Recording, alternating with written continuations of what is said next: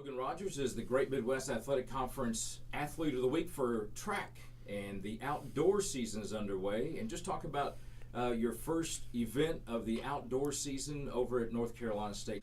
So we knew that we were going to have to hit a time to make it to NC State. The time is pretty strong, and there are 3 heats of the 10K, and that's what Ben and I were going for, and Caroline was going for the 5K.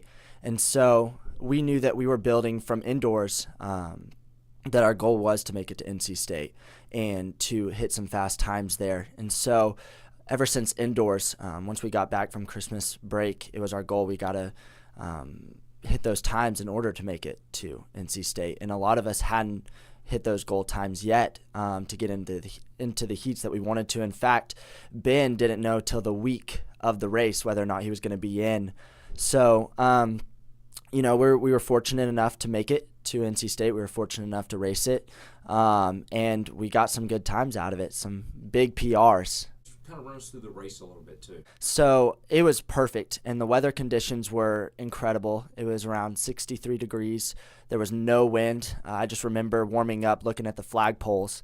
The flags weren't blowing at all. And so at that point, I knew that it's time to gear in and just zone in and hope for a good race. The weeks leading up to it, the mileage was pretty low. I was around 35 miles for the week, and really going into it, we knew that the indoor at Nationals, that was a pretty rough race. We went out fast, and at that point my legs weren't feeling too well, and so when the goal was to go hit a really fast time at Raleigh, it transitioned to, well, let's go see what you can do. We weren't really sure what times I'd be able to hit, so it was a massive tapering down for those 2 weeks leading into NC State. So when I was entering the race, I wasn't really confident. I wasn't sure what was going to happen.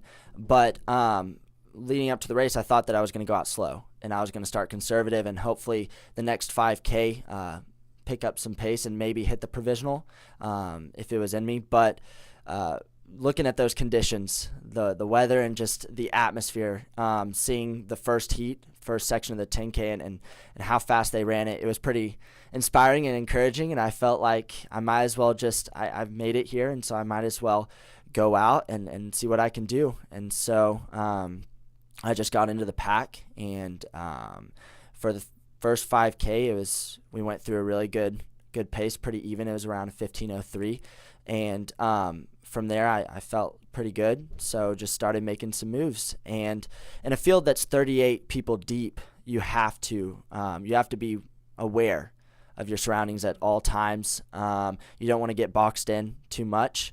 So there are a lot of moves in the 10K, and so around 5K, I started seeing a gap forming, and so that's when really the tactical part of the race came, and where it's not necessarily maybe your fitness, it's whether or not you want to put yourself in the position to be pulled to that pace. And so it's a big mental barrier that you have to overcome. And so I was just fortunate in that time and that split second of the 5K, once we went through the first 5K split, that I was able to respond, and my legs felt good. And so it was an incredible race. It was wonderful to cross the line and see a 52-second PR. And then the next day to see Ben get a 49-second PR, it was just incredible. And it was a wonderful experience, and we're just so thankful to go to those high-level meets where we do get to run against Division I competition.